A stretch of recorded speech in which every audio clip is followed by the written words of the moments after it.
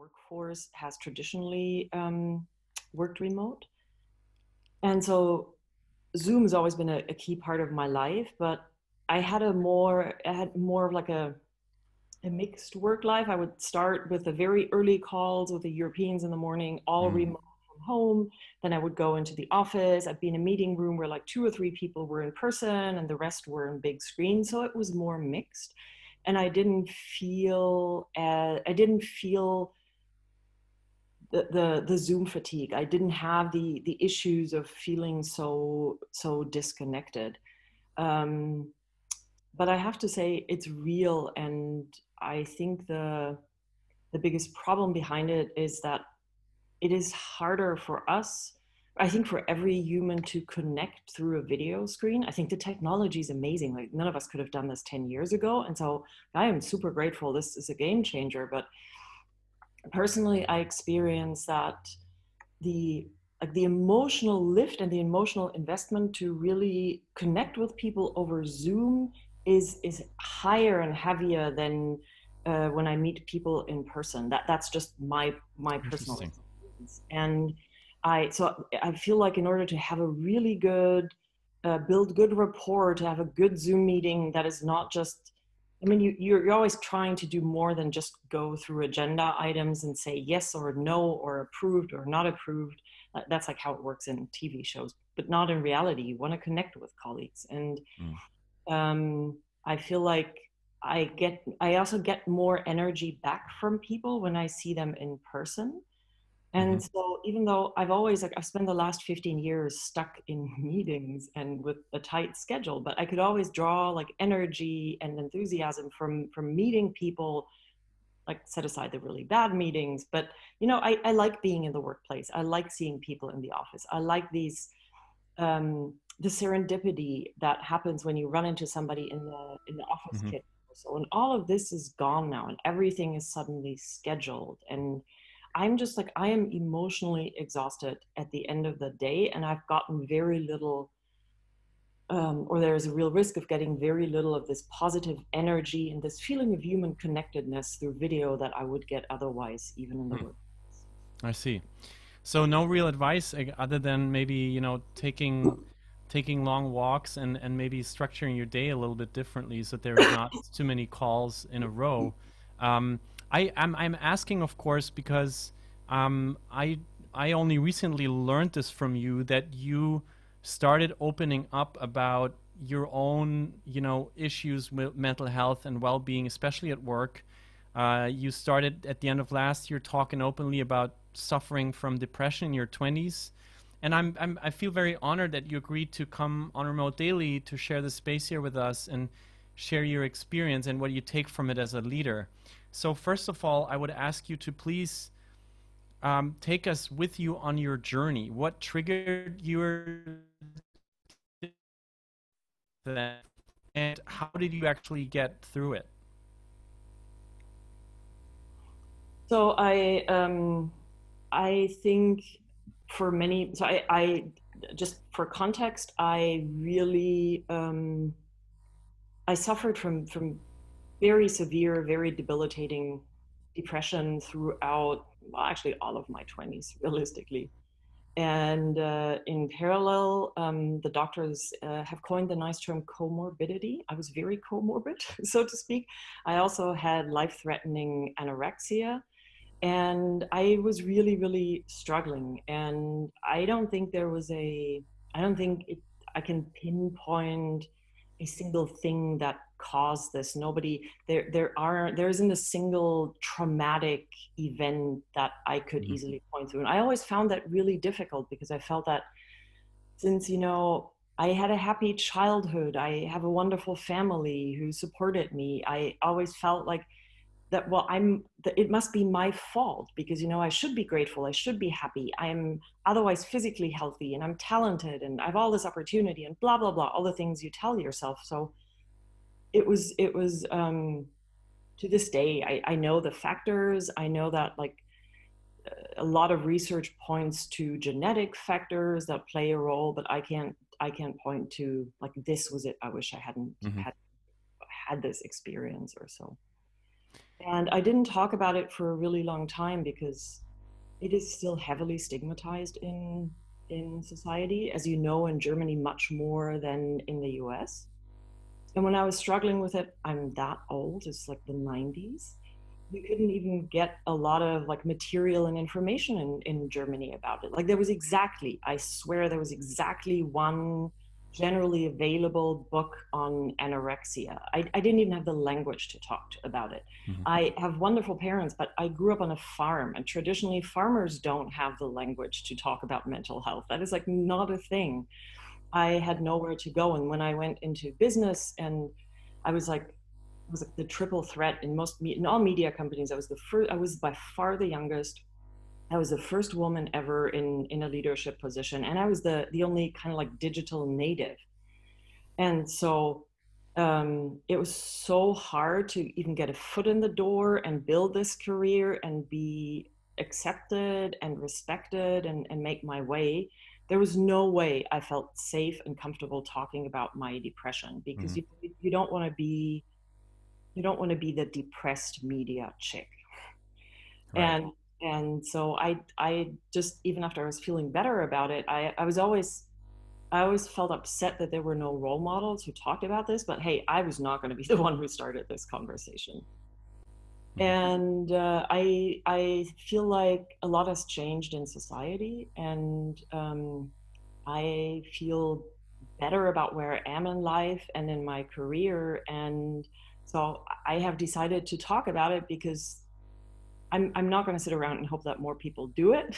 So I got to do it. And what really helped me, I think, honestly, was therapy for many years. And Mm-hmm. um, I just recently, for an interview, looked up the numbers, and I looked up the numbers specifically for Germany, and the prevalence of depression is rising everywhere. And even that's what I tell when I talk to CEOs of big companies, who always feel like, well, mental health, let HR deal with it, or Right. why do you need to talk about personal things? Like, even if you do not care about, which, like, is terrible obviously, but even if you do not care about the people who work for you, it has massive business implications as well.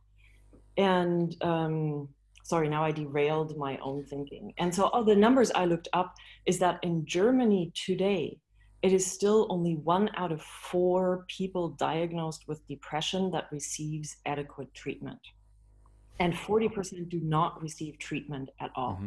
Like, Mm-hmm. that is dramatic. That is truly awful. I don't know what the numbers look like for the US, but I know that along with the general mental health systemic with along the health system crisis that we have, the lack of availability of free and universal health care, we definitely also have Right. a crisis of a lack of availability of mental health Mm-hmm. resources, and the numbers can't be good here either. And so it took me a really long time to get help, and there were many false starts. And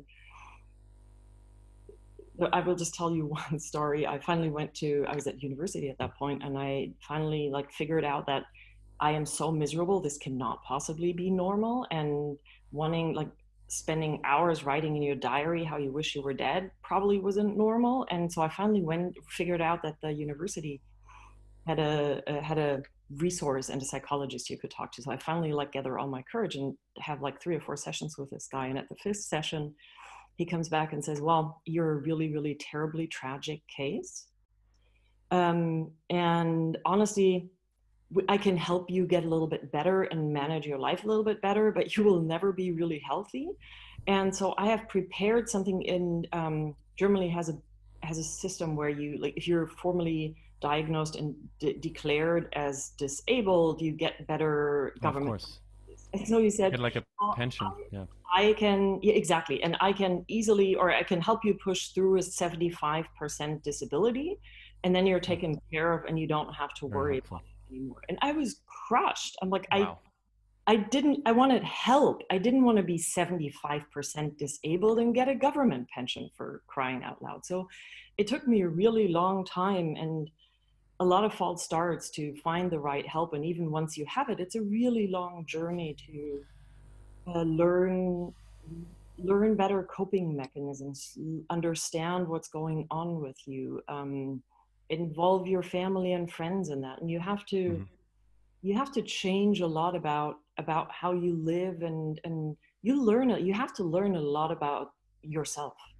And you have now translated some of these mechanisms and strategies to help yourself, and of course, the bad experiences that you had into the workplace as a leader at Mozilla. So I wonder if you could boil it down, like how your experience with depression influenced the way you lead today, and if you maybe can share an example for how you do it. I think it was a gradual process over time, and I hope that when we like talk again on remote daily in 10 years, that I will have learned even more and gotten better at what I do. But I think we've all been at many points in our lives where we realize that there are a lot of deeply unhappy people in the workplace. And and a lot of workplaces are toxic and really shitty. And um, there's no golden rule that says you must have a shitty workplace. It's quite the opposite. We know from research that Google has done that, for example, they did this great research about 5 years ago or so into what makes a team really high performing. And they thought a lot about it's like the different skill sets on the team.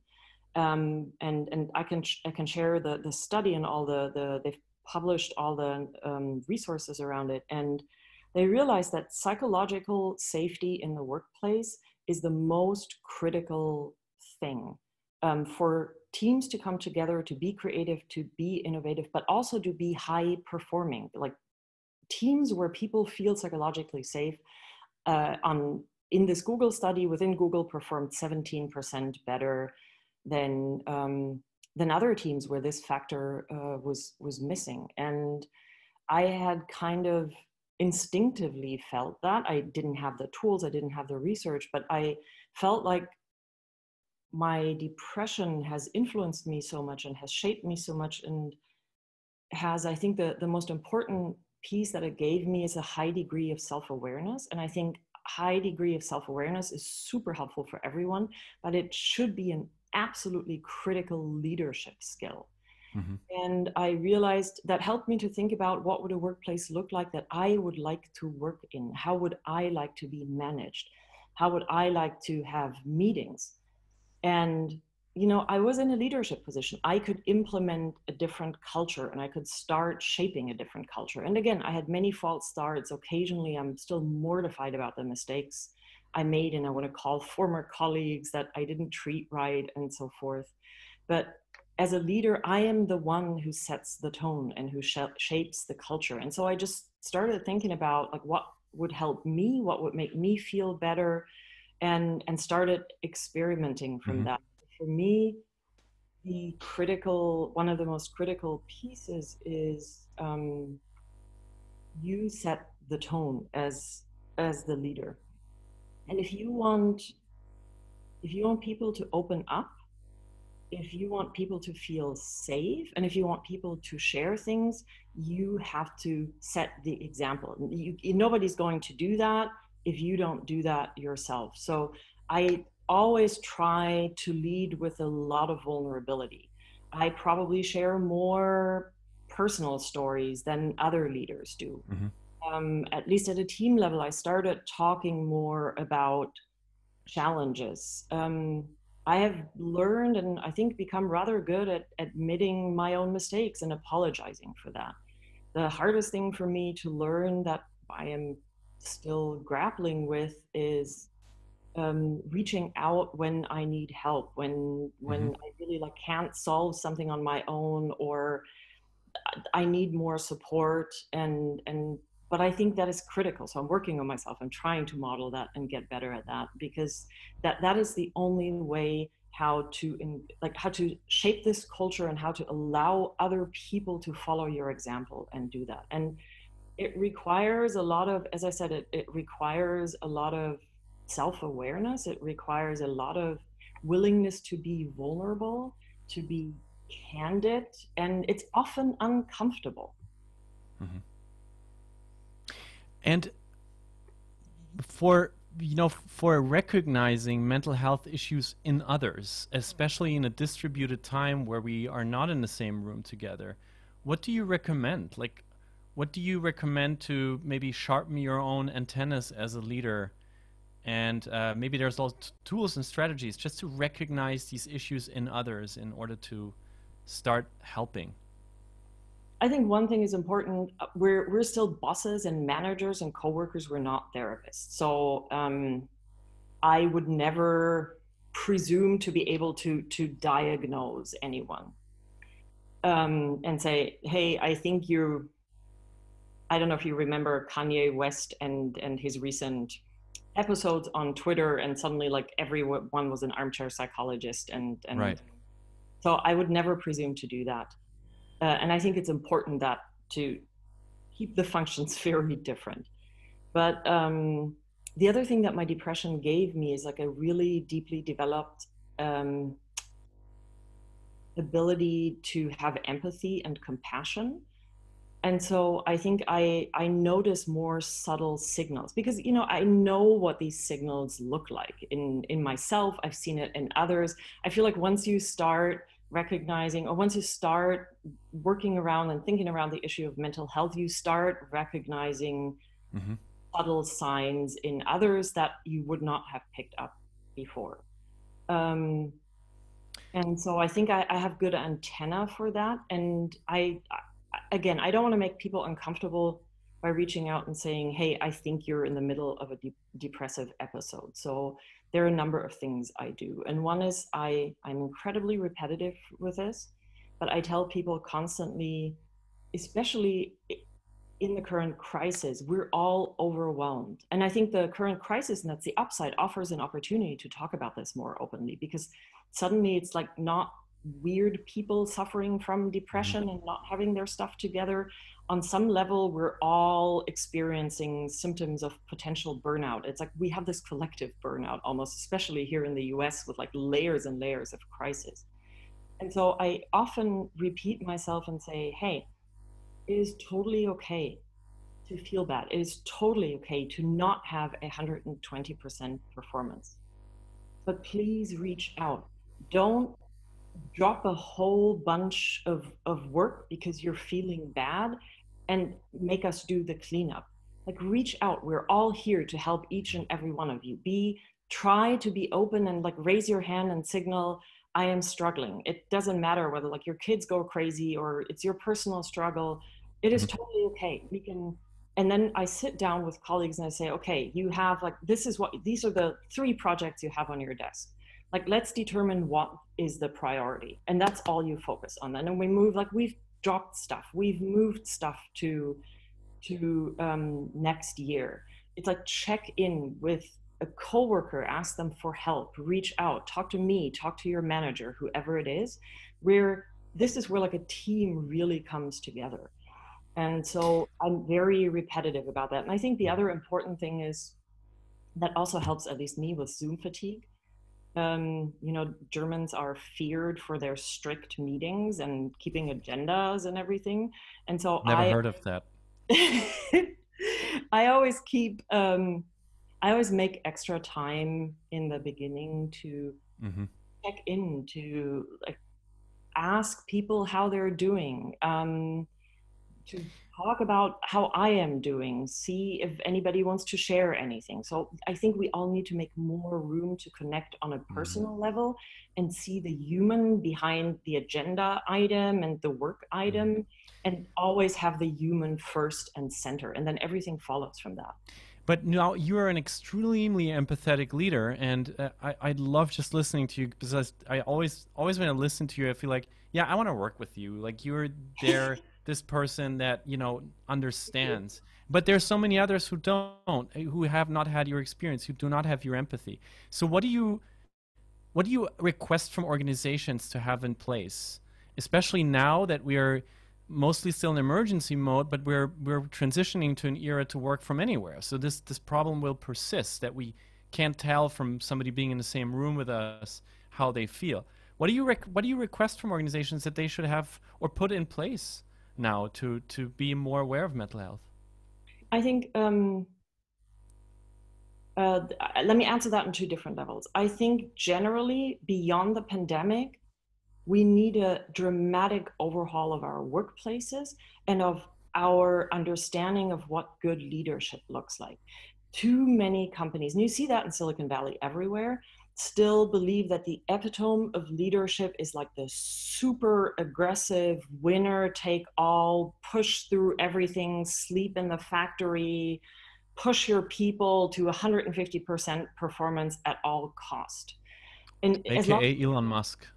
I Yes. didn't even want to point out Elon. There are many, like there are books and books about people, and there's always.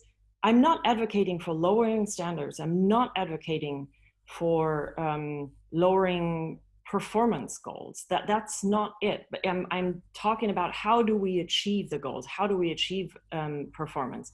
And this guy with the whip that whips everyone into shape is a totally, and that is aggressive and crude at all times. It sounds like a cartoonish version and I'm over dramatizing, but we need to get away of understanding this as the epitome of leadership. We need to uh, we need to put humans first, understand that, especially in the knowledge economy that we're working in, none of us are robots, and as long as we're not replaced by robots, we need to create workplaces that actually allow people to be creative and innovative and Hmm. do their best in an environment. And so it's more and more since I started talking about it, and based on the experiences of the last year, this is like more and more becoming my mission to drive this Hmm. overall long-term change, like on a very practical level. I think, and I see a lot of progress there. Companies need to put in place good resources for their employees. Here in the US, that means like good healthcare plans. It means having uh, talk therapy hotlines, availability of these things. There are a lot of great tools. I recently, um, my team experimented with like there are many apps that try to teach you better self-awareness and meditation and better coping Right. strategies. Because I ran into someone who works at Happify, which is not quite as well Hmm. known, but they provide these apps and services for companies. My team got to test that over the last couple months. And I think there are many small things. You don't need to hire an army of therapists, but you need to put more resources into the workplace and offer more resources that people can tap into anonymously without having to talk to anyone. I think that's like the critical baseline that we should be doing more of. But I also think we need to develop a better training for managers. You might not be born an empath, and nobody's born a great manager or a great leader. These are things you can learn. And we constantly have these workshops about like, how do you set OKRs? That's great. You like if that's your system for evaluating performance, by all means, learn how to set better OKRs. But why not also develop more curricula on like how to connect, how to build strong teams, how to Hmm. give better feedback, how to build personal rapport? Hmm. I think we can teach these things to a certain degree, but we need to get started on that. Thank you so much, Katharina. Sarah just put it in the chat. You're clearly not advocating for lowering standards, you're raising them. And that's, Thank I think, a great summary of what you just did. Last bold prediction, a quick one and an impossible one, what I'm going to ask you anyway. What mental state will we be in 2021? As somebody who currently lives in the US, that depends very much on the election outcome. But I think generally, I mean, obviously, the virus isn't going to go away as soon as we had hoped. Even when a vaccine is there, it'll take time to produce enough of it to have everyone vaccinated. I think for quite a while, we will be in a state of mental exhaustion and collective social burnout. And we need to figure out how to deal with that and how to address that in families, in workplaces, in Mm-hmm. government, so that we can then switch to kind of like the reawakening and the new hope, hopefully in the middle of the year. And ideally, I don't remember who it was that said that you should never waste a perfectly good crisis. And ideally, this does not leave us unchanged. And we take a lot from it and we learn how to talk about mental health better. We learn how to change our workplaces. We Right. learn what better leadership looks like. And then, honestly, in my opinion, all the pain will have been worth it. Wow, what a powerful way to wrap up this conversation. Katharina, this applause is yours. Thank you so very much for taking the time with us to teach us how to lead, but also how to heal. And I hope we can continue the conversation with you here on Remote Daily. To our listeners and viewers on the live stream, thank you as well. This is the moment where we turn this platform to you all here in the Zoom room. Katharina, do you have time to spend the rest of the hour with us? I absolutely have time. And before you turn off, I would like to leave you with one of my favorite all times quotes that I think is really critical to keep in mind, especially right now. The actor Robin Williams, who also suffered from depression and died far too young, once said, "Everyone you meet is fighting a battle you know nothing about. Be kind always."